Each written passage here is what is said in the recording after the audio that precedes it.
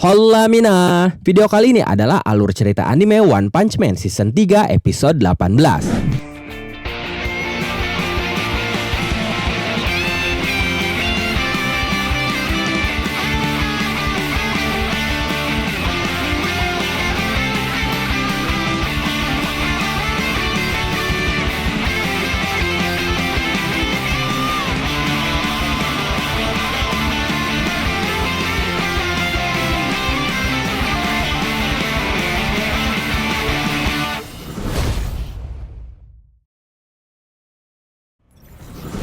Kali ini kita melihat Pigat sedang berjalan menyusuri lorong sambil menyantap makanan. Saat itu ada monster raksasa yang menghadangnya. Monster itu berkata, "Kau membuatku menunggu. Kelihatannya kau sendiri adalah orang yang rakus. Dagingmu yang besar itu akan menjadi cemilan sempurna untukku. Aku adalah monster rakus pelahap segalanya yang tidak menyisakan apapun. Aku akan memakan semua pahlawan." Lalu monster itu mulai meluncur dan bersiap menggigit Pigat. Di tempat lain, para murid Atomic Samurai yaitu Iayan, Okama Itachi, dan Bushidriel dihadang oleh pasukan pribadi Narinki yang kini dikendalikan oleh Do-S. Para pasukan itu mulai menyerang dengan melepaskan tembakan, tapi Iayan berhasil menebas peluru-peluru itu, lalu meluncur ke arah orang yang menembaknya. Sebelum invasi ke markas asosiasi monster, Iayan sempat bertanya kepada Atomic Samurai bagaimana caranya untuk menghindari peluru. Tapi Atomic Samurai hanya tertawa sambil berkata, "Astaga, buat apa kau menghindari peluru yang lebih lambat dari ayunan pedangmu?" Setelah itu Iayan langsung menebas-nebas orang yang menembaknya tadi. Iayan meminta rekan-rekannya untuk menghancurkan senjata musuh, lalu melumpuhkan pakaian tempur mereka. Dia pun meminta untuk fokus menyerang pada siku dan sendi lutut mereka. Hanya saja yang terjadi tidak semudah seperti apa yang diucapkan Iayan, karena tebasan Iayan pada sendi-sendi tidak berefek apapun. Do-S pun langsung memerintahkan pasukannya untuk menyerang lebih liar lagi. Lalu dua orang pasukan menyerang Bushidriel sekaligus, tapi dia menahannya menggunakan tombak bor miliknya. Kedua pasukan itu memiliki kekuatan yang luar biasa, dan Bushidriel mengakuinya. Tapi walaupun begitu, dia tidak akan kalah dari serangan yang dilepaskan tanpa keyakinan. Dua senjata milik dua pasukan itu pun hancur seketika oleh tombak bornya. Sementara itu Okama Itachi pun menghadapi dua orang sekaligus. Dia pun cukup kesulitan di awal karena musuhnya memang kuat, tapi dia menyadari musuhnya selalu menyerang dari jarak dekat. Jadi dia melepaskan serangan dari jarak jauh yang menurutnya tidak akan bisa musuhnya hindari. Dan ternyata benar, musuhnya itu berhasil dia tebas dari kejauhan. Setelah itu muncul dua orang lagi yang menyerang Okama Itachi, tapi dia berhasil menghindarinya dengan mudah. Tapi pada akhirnya Okama Itachi dan yang lainnya saling bertabrakan, membelakangi satu sama lain, dan mereka terpojok karena diserang dari segala arah. Memanfaatkan posisi mereka yang penuh dengan celah itu,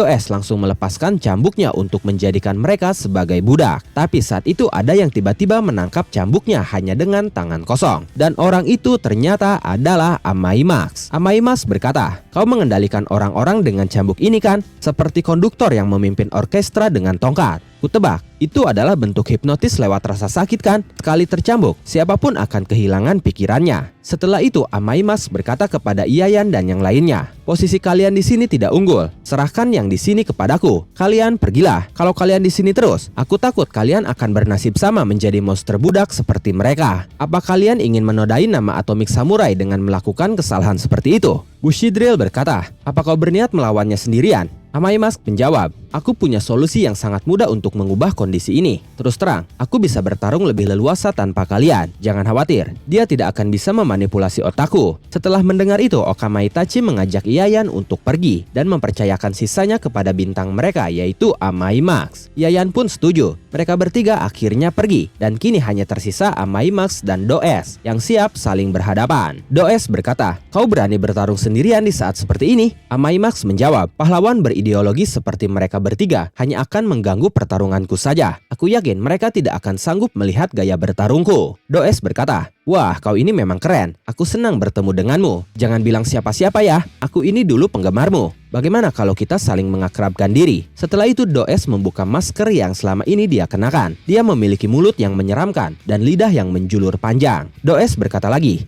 "Kalau kau mau mengakrabkan diri denganku, mungkin saja aku akan membebaskan mereka." Tapi saat itu Amai Max tidak peduli. Dia berjalan ke arah para pasukan yang dikendalikan Do-S sambil berkata, "Kau kira kau bisa menggodaku dasar monster jelek? Sementara itu, Bushido yang sedang menjauh dari tempat pertarungan penasaran apa yang sedang direncanakan oleh Amai Max. Menurut Iayan, Amai Max mungkin punya jurus rahasia yang tidak ingin diketahui orang lain. Menurut Okama Itachi, mungkin saja Amai Max akan mengeluarkan mikrofon dan membuat para pasukan itu sadar dengan kekuatan lagu. Kembali lagi ke pertarungan Amai Max. Para pasukan sudah maju untuk menyerang Amai Max sekaligus. Tapi Amai Max mengeluarkan ototnya yang kuat hingga urat-uratnya terlihat sangat jelas. Lalu dalam sekejap, Amai Max mencabik-cabik para pasukan itu tanpa ampun dan tanpa ragu. Does tidak bisa mempercayainya. Dia bertanya-tanya apakah orang yang sedang dia hadapi benar-benar Amai Max yang terlihat ramah di hadapan orang banyak. Setelah itu Does menggunakan cambuknya kepada Amai Max yang sudah ada di hadapannya. Tapi cambuknya tidak mempan. Akhirnya Does memutuskan untuk menyerah. Dia berlutut di hadapan Amai Max sambil berkata, "Aku akan menyerahkan diriku padamu Amai Max sama." Tapi Amai Max lagi-lagi tidak terpengaruh. Dia menyentuh dan mengangkat dagu Does, lalu berkata, "Mati kau monster." Sementara itu, Iayan dan yang lainnya sedang berhenti di sebuah tempat dan mereka terlihat sangat terkejut. Iayan berkata,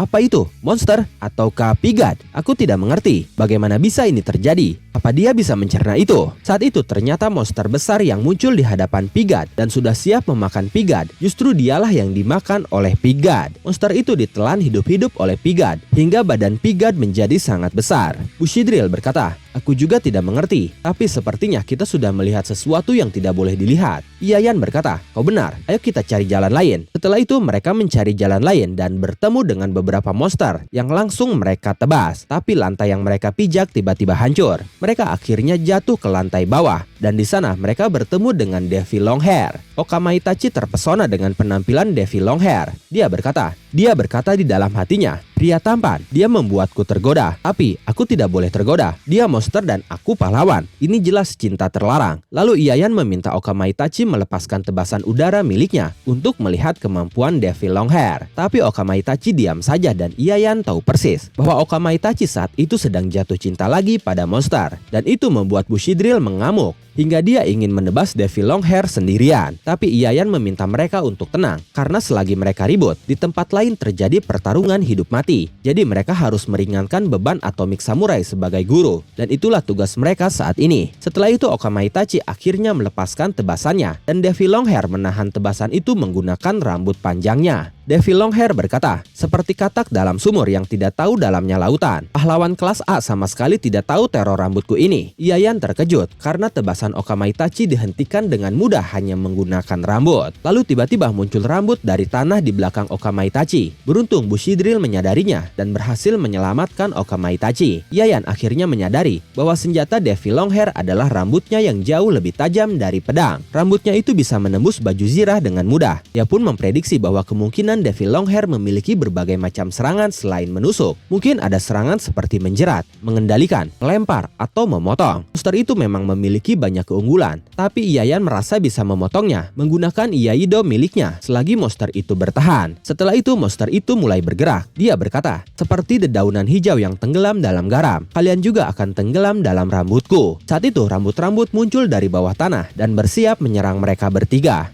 Iayan menutup matanya lalu menebas semua rambut-rambut itu. Iayan meminta yang lain untuk tidak merasakan serangan itu dengan mata, tapi rasakan dari aura membunuh yang terpancar dari rambut itu. Menurutnya juga, manusia memiliki 100.000 helai rambut, sedangkan mereka hanya memiliki 3 pedang. Jika satu pedang hilang, maka perbedaan kekuatannya akan sangat berbanding terbalik. Jadi dia ingin mereka mengerahkan seluruh kekuatan, karena jika sedikit saja ada keraguan, tubuh mereka akan langsung tertusuk. Tapi saat itu serangannya berbeda. Rambut-rambut itu memang datang ke arah mereka, tapi ketika ditebas, rambut itu tersebar dan langsung menjerat mereka semua. Iayan bertanya-tanya apa yang akan dilakukan oleh gurunya dalam situasi seperti itu. Lalu dia mengingat ucapan gurunya saat ditanya apa yang akan gurunya lakukan saat bertemu dengan monster yang tidak bisa dikalahkan oleh manusia. Gurunya menjawab bahwa dia hanya harus melampaui kemampuan manusia miliknya. Dan saat itu mereka pun mencoba melampauinya. Walaupun mereka masih tertinggal dari pahlawan kelas S yang sudah melampaui batasan manusia, tapi mereka terus mengikuti jejak para pahlawan kelas S itu. Dan bagi mereka saat inilah waktu yang tepat untuk meningkatkan kekuatan mereka. Saat itu mereka akhirnya bisa lepas dari jeratan rambut monster. Lalu mereka maju dan bersiap melepaskan serangan serentak kepada Devi Longhair.